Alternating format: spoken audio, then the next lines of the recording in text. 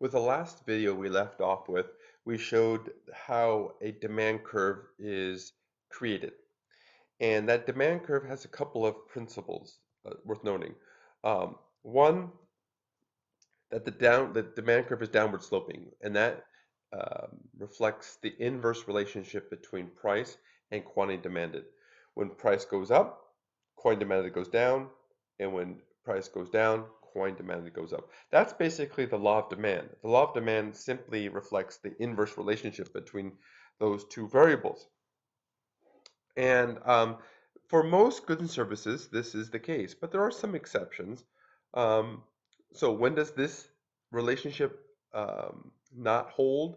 Well, there's something called prestige goods, and these are goods that some people feel a higher price signals either better quality or higher status. So in this particular case, when prices go up, demand goes up. And that's where you have a positive relationship between price and quantity demanded, not a negative one. Another one is if a good has unknown quality, people look to price as a signal for quality. So a higher priced good may get higher demand because that may signal to consumers that it has a higher quality. Now these are exceptions, and most goods have that kind of negative relationship between price and quantity demanded. Um, now, so what may cause a shift in the demand curve? The location of the demand curve says something about all of the other things that determine demand other than price. So, for example, changes in tastes, that can change demand. So, price obviously can change demand. A change in price changes demand, but a change in taste can change demand. A change in income, income is a determinant of demand. And when income changes, how demand will change will depend upon is it a normal good or an inferior good. For normal goods, this simply means when you give me more income, I buy more. You take away income from me, I buy less. For inferior goods, that means if you give me more income, I'll buy less of it because I could switch over to better quality goods, let's say. And if you give me less income, I buy more of it because that's all I can afford because I have less money. Um, the price of other goods affects demand. And that should make sense, right? If you've got Coke and Pepsi, if Coke changes their price, it's going to affect the demand for Pepsi, even though the price hasn't changed. Now, how the price of another good alters demand depends, is it a complement or is it a substitute? And we went over in class where if the price of one good goes up and the demand for another good goes up, it's a substitute. And that's because if Coke raises price, you could see that Pepsi, which is seen as a substitute for Coke, their demand will go up.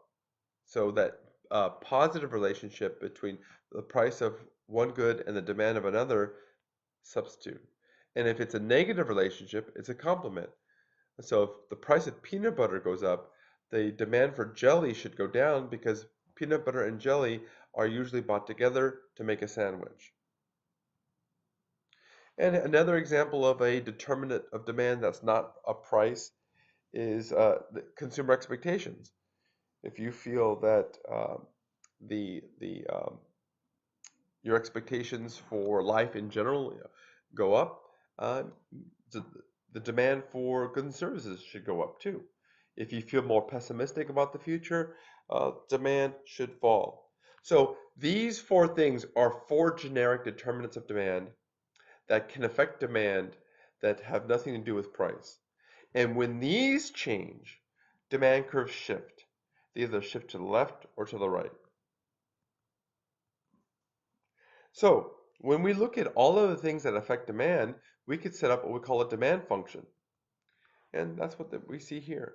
So demand is dependent upon, is a function of the price of the good, the price of other goods, income, and many other things. And that's what we have right here in terms of these different determinants.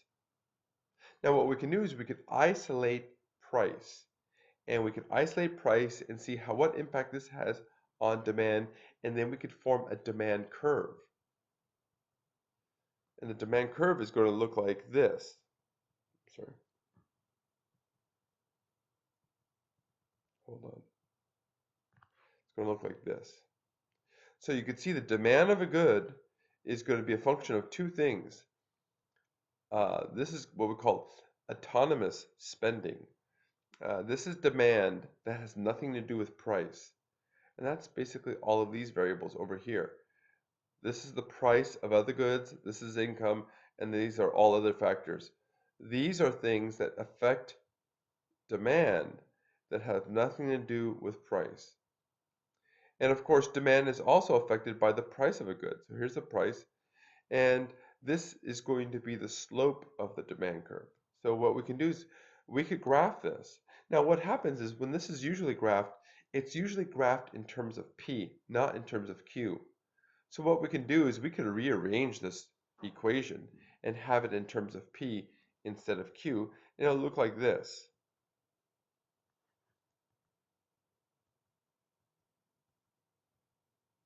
So see, I'm creating this demand curve to be in terms of P, and what we can see is if we have some values for the y-intercept and the slope, it's going to look like this.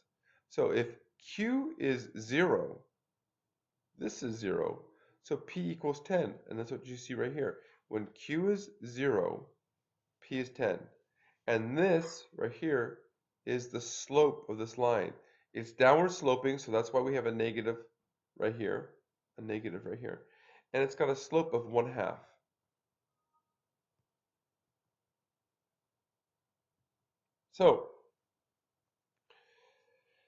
So how much quantity demanded changes as price changes. So that's true. And what we see here is when one price is charged, everybody pays that price. But there may be some people who are willing to pay more than that price. And so that leads us to the topic of consumer surplus, and that's going to be where we start the next video series.